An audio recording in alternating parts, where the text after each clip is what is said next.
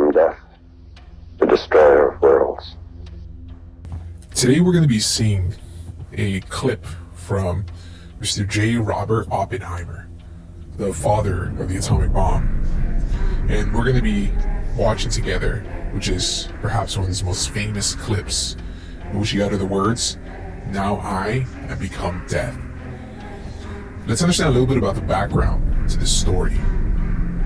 The type of experience that J. Robert Oppenheimer had, and the type of view that he had, was a type of bewilderment, excitement, realizing what had happened after the first successful nuclear test experiment with his fellow young physicists.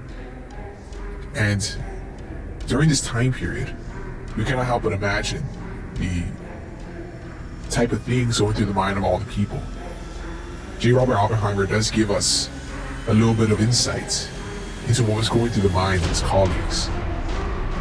But one can only imagine, looking at this time in hindsight, seeing what these atomic bombs would bring upon the nation of Japan, used in aggression, which would result in the death between 129,000 and 225,000 people, and would later bring the entire world to the brink of entire nuclear annihilation.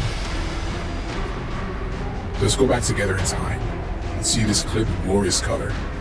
J. Robert Oppenheimer's "Now I Have Become Death." Enjoy. He knew the world would not be the same. Few people laughed. Few people cried. Most people were silent. I remembered the line from the Hindu scripture, the Bhagavad Gita. Vishnu is trying to persuade the prince that he should do his duty, and to impress him takes on his multi-armed form and says, "Now I am become death, the destroyer of worlds."